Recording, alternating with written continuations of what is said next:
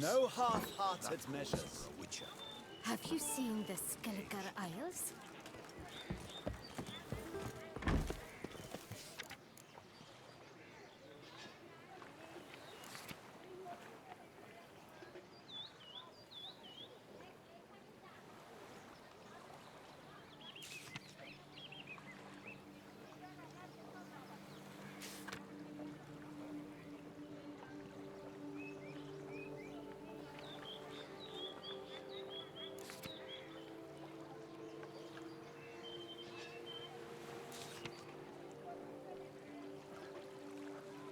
Ducal clerks looking for help. Could be good coin to be made.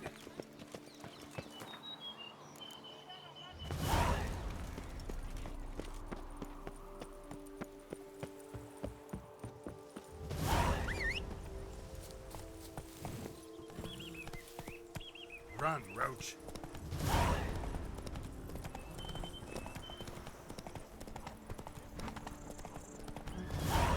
Sounds of a fight. Have to hurry.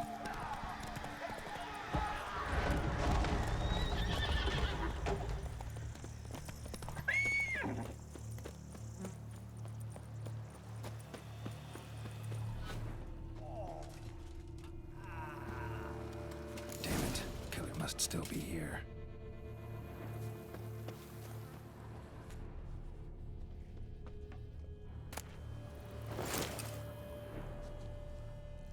Throat torn open by man-like jaws. Man-like, except for long fangs. Busted ribs, blood from the ears. Took a solid hit.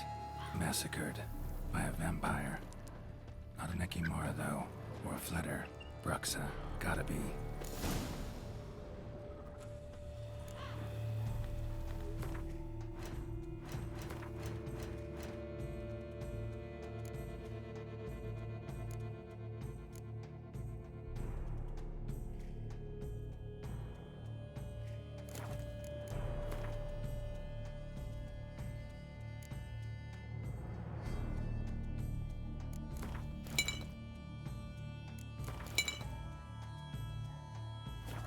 Black blood and moon dust.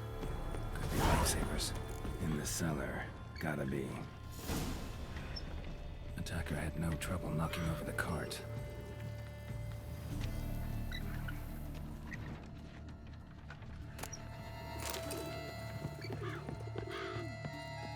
Footprints. Small, bare feet. Lead deeper into the cellar.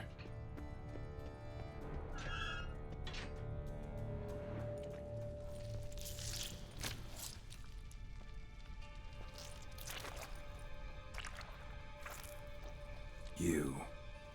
Saw you at the inn. I know what you are. Don't know why you killed these people, though. Clearly wasn't for their blood.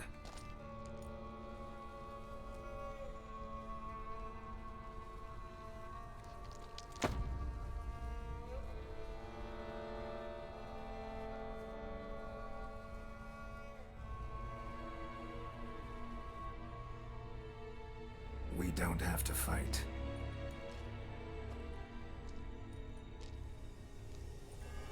You are wrong.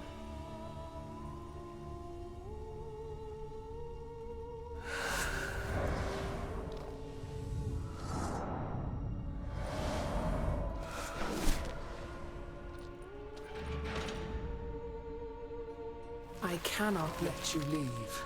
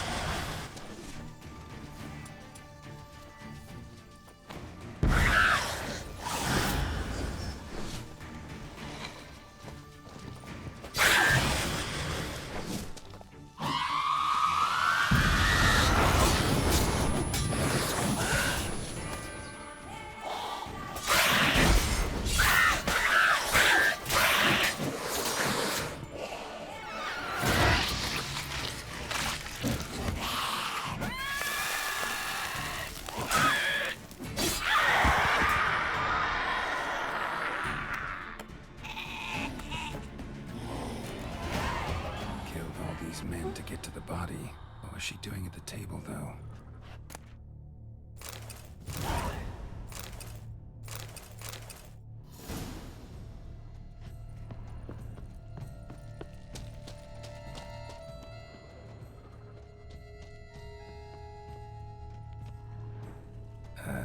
Stinks. Waterlogged. Both hands amputated. Body was quartered just as I thought.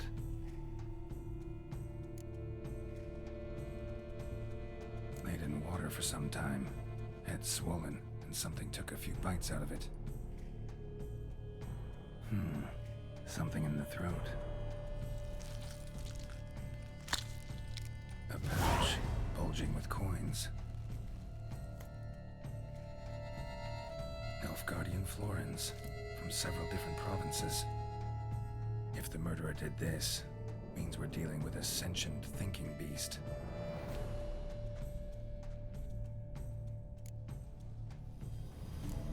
Body was chopped up after death. Blows struck with great force, but bones sliced through, not crushed.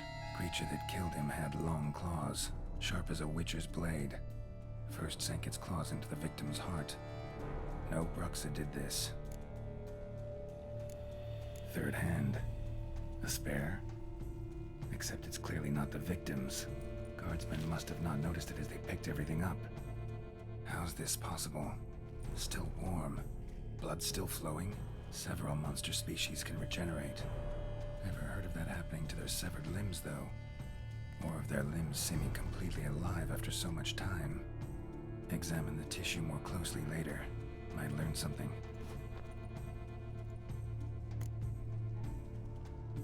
So, murderer was clearly a monster, but not a Bruxa. But then why'd the Bruxa come here for the severed hand? And who does the hand belong to? Why the hell's it still warm? Now, pouch shoved down the victim's throat. What's the significance? And why was he chopped up into pieces?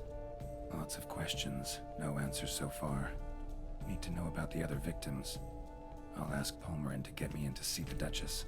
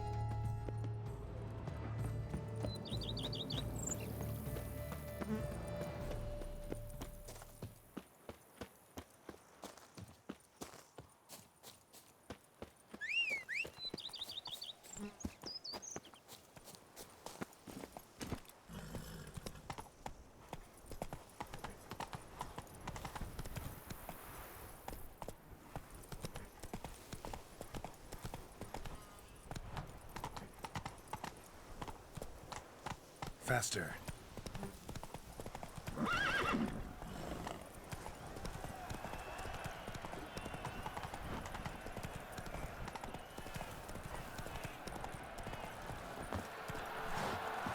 Oh! Ah! Hey! Excuse me. The guard brings peace to our domains. Flouted to it, caught in chains.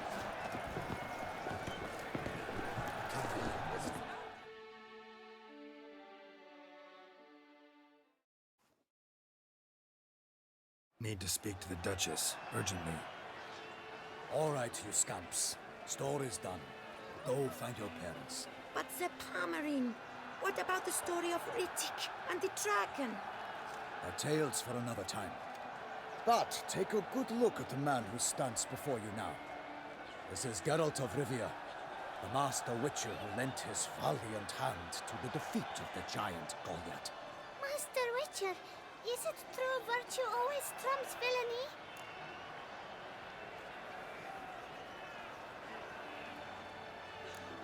Not always. Could go either way. Sometimes virtue wins, sometimes villainy gets the upper hand. Still worth being good. But why? If it doesn't mean you'll win. Palmerin's story. Think back. A decent man attracts other good folk, makes friends he can count on. A rogue? Well, he can only count on other rogues. And who would you rather have for a friend? A man of virtue? I must agree. Now, that will do for questions.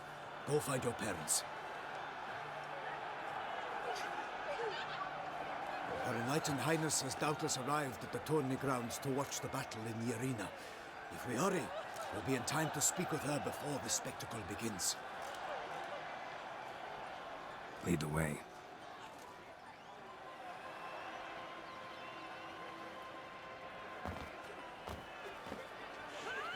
Who's fighting? Nilfgaardian gladiators? Close, but not quite. As we'll soon see. Someone's gonna fight a Shelmar with only some bells on its tail to confuse it, slow it down? Whatever is the problem? The beast is a gift from the Emperor, no less.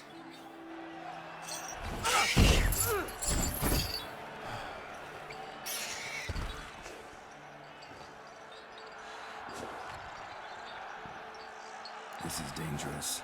Bells on its tail aren't enough. I saw a spectacle of the sort at the arena in Nunez. There, a knight defeated a Shelmar with bells on its tail. Might have gotten lucky. Shelmar might have been lame. Who knows? Only a Witcher has a real chance against a healthy Shelmar. And that's not even every Witcher. Besides which, releasing a monster that dangerous in front of a crowd, plain irresponsible. Who's going to fight the beast? Guillaume, the young man you met. Yeah. Mentioned he'd promised his heart's capture a monster trophy. Great love demands great sacrifices. Let's go.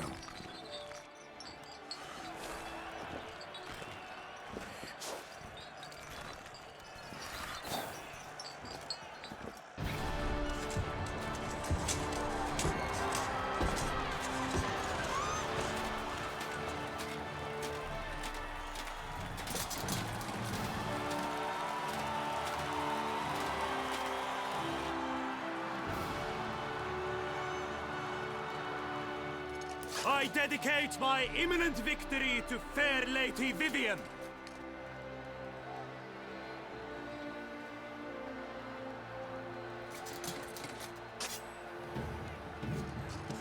It's begun. The fight shall have to end first. We must wait.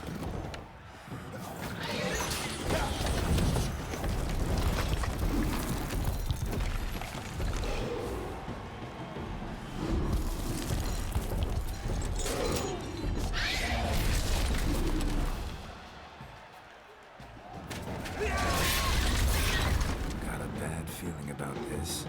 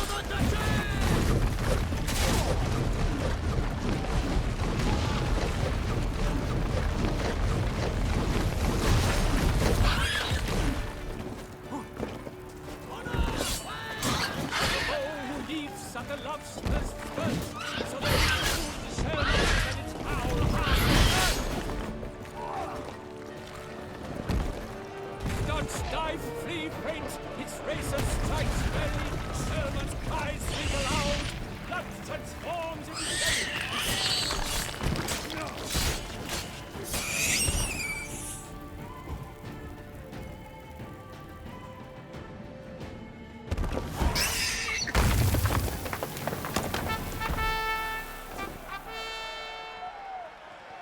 The Cellar lies defeated by Geralt of Rivia, master of the witchering trade. Behold, as the last gasps of life seep from the beast.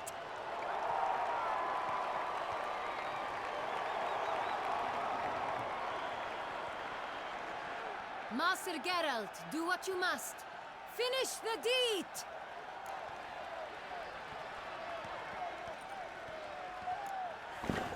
It's suffered enough.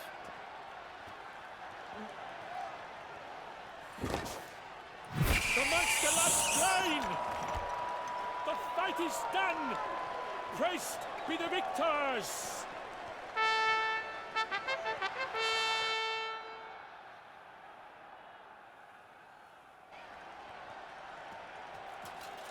Guillaume, The lad came damned close to dying. I'm fine. Not hurt at all. Vivian? Smile as befits a hero and keep silent. Speech clearly pains you. She approaches.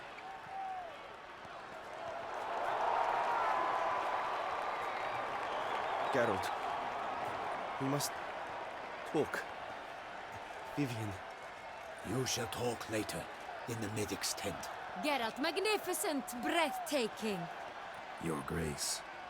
We knew that to summon you was a brilliant idea. We are delighted, ravished to have struck upon it. And I'm truly, honored. See to our young hero. Hop, hop. For we must make off with Geralt. We should talk. We had been long awaiting your arrival. Had nearly lost hope. Then suddenly, that entrance, so spectacular.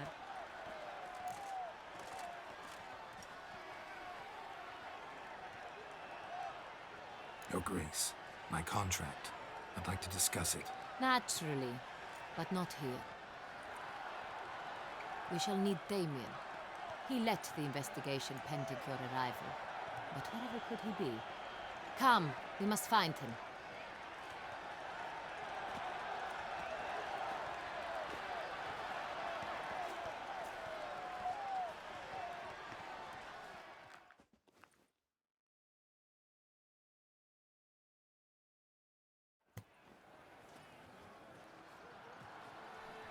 Tell us, have you come alone?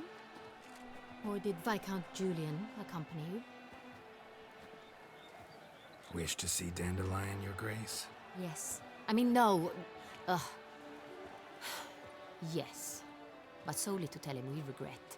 Yes, deeply regret rescinding the death sentence we so justly handed down upon him. If we could turn back time, we would make certain he sat in a tower till he rotted. No, we would ensure he was broken on the wheel, then drawn, hanged, and quartered.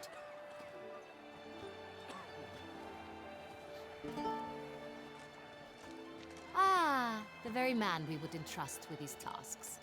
Damien de la Tour, captain of my personal guard. Your Grace. Witcher. Greetings. Sorry to have to tell you, but the guardsman handling the last victim's body... I know already. The creature in the cellar of Corvo Bianco. Was it the beast? No. A Bruxa, a kind of vampire. Not the beast, but tied to it in some way. You know this how? Through careful analysis of the evidence, both on the riverbank and at Corvo Bianco. Do you mean to insinuate the investigation thus far has been sloppy? Geralt insinuates nothing of the sort. We must listen to him attentively. I examined the body of the beast's last victim. Might have found something. Need to analyze it. A quiet place, that's what I could use most right now. And maybe the help of an alchemist or a mage. Also like to hear all you know about the previous victims. Take it Sir de la Tour is my man for that. Firstly, call me Damien, please. Secondly, you should know I spoke against summoning you here. I've heard much about you. You bring trouble, or thus far have, always. And we've enough trouble as it is. Yet we are capable of defeating the beast on our own, without an outsider's help. I've no doubt about it. Damien, we settled the matter of the Witcher's employ some time past. Definitively. Since you have broached it nonetheless, let us discuss Geralt's pay. Are the legends true? Do Witchers usually demand that which you find at home, yet did not expect?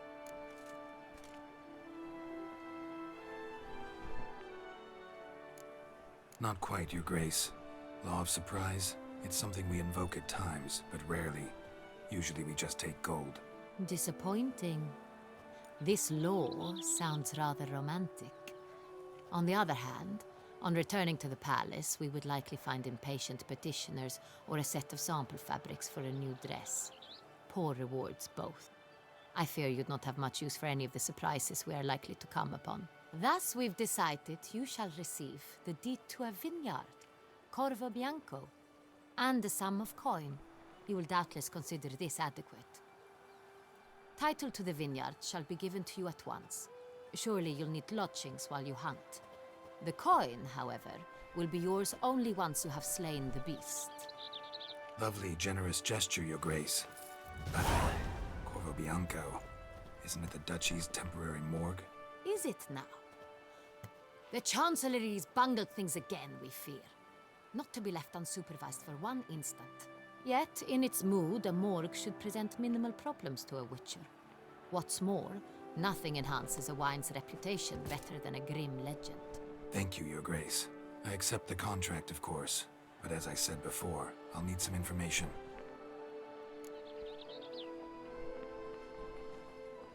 How'd it start? Who was the first victim? Crespi was the first to die. He was famed once for his many glorious tournament victories. Then he grew old, hung up his sword, and took to winemaking. Crespi was not loved by the wine merchants. He was ruthless in business and thought to cheat many a time. He asked us for a dispensation from all court ceremonies. We did not grant it. We could not. Once you've taken the oath of a knight, you remain a knight till death. How'd he die? Where'd they find the body? Quite unusual, the circumstance. He was at a feast when suddenly one of his fellow feastgoers noticed he was missing. The town watch found him an hour later. On his hands and knees, propped against the town pillory, his sword hanging from his neck. He had died of wounds inflicted with claws, not a weapon. Blows of great force. So he died suddenly, but the body was on its knees, meaning someone posed it. So it seems. Second murder. Tell me what you know. In the city there are certain nooks. No one reasonable ventures there after dark. Ramon Dulac's corpse was found in one such place. With the first murder, terror gripped the city. Its inhabitants grew wary, kept to safe areas. Consequently, news of the second victim came to us from a group of concerned cut-purses. Criminals fear the beast? Telling in a way. Take it you've excluded the possibility that Ramon died at the hands of these bandits. Do you believe me an amateur? Not hands, but claws killed Ramon Dulac. The wound was deep, clean. His body was found in the gutter, dressed in nightshirt and cap, a pillow placed under his head, and his sword replaced by a bed warmer. Ramon Dulac, a knight who but a dozen years past was an advisor to our father, the Duke. Someone went to a lot of trouble to make him look ridiculous. Maybe revenge was the motive. It's not out of the question. Dulac had shady dealings with the criminal underworld, but no one ever came forth with concrete proof of any misdoings. So, first two victims were knights, best years behind them. The same could be said of the third. Sir Delacroix was wont to claim that in modern times knights face new challenges, enterprise being the latest addition to the chivalric virtues. He made a veritable fortune in the grain trade. Palmerin even nicknamed him Sir de la Stinchi. Found a coin pouch on his body. Contained florins dating from various times, hailing from different provinces of the Empire. Delacroix loved coin, true, but had no patience for numismatics. Lots of similarities between the victims. All the bodies were found in strange places under extraordinary circumstances. Seems the murderer, whoever or whatever it is, has some meaning to convey. These were honorable men. We are horrified by the disdain, the disrespect with which they were treated. These were knights of Toussaint. Blast it. Might be the point. From what you say, none was a model of virtue. Ever considered that's what the beast's trying to draw attention to? All the murdered men were knights who swore fealty to the 5 chivalric virtues. And even if the Knights of Toussaint swear fealty to what virtues exactly? honor, wisdom, generosity, valor, and compassion.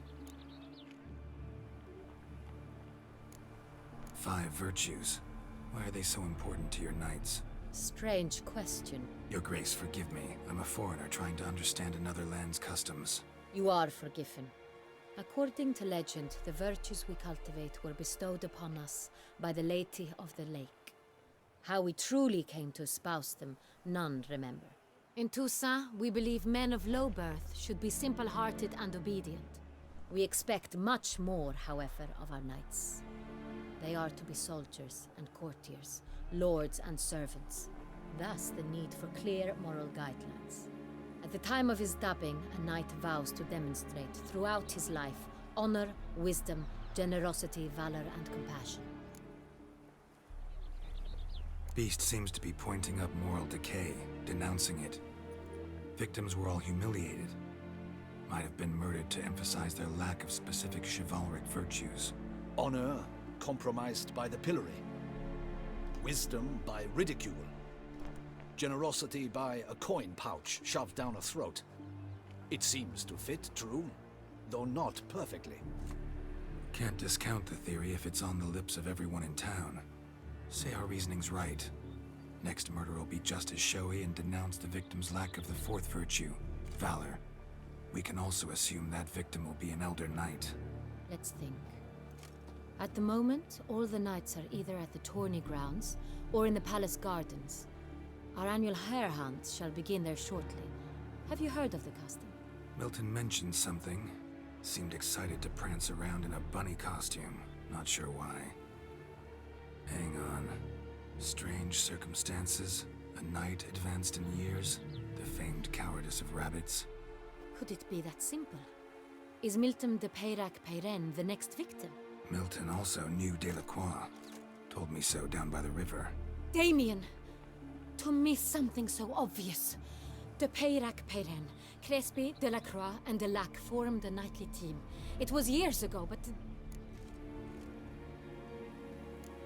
They were a team? they were close friends, tightly knit, and as such earned the trust of our father, the Duke. We often witnessed him turn to them with delicate matters. Later, their paths diverged. Unlikely to be a coincidence. Beast must know it too. It's a lead, I'm sure. Your Grace, we need to find Milton, immediately. Rather problematic.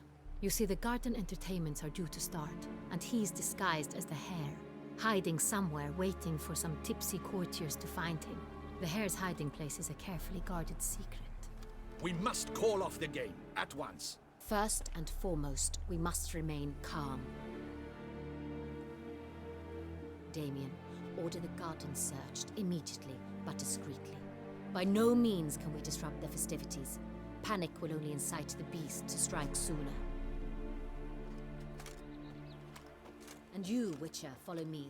My gardens, my night, I shall take the fall. A murder is out of the question. I will not allow it. Not near my palace. Horses? Ready our horses!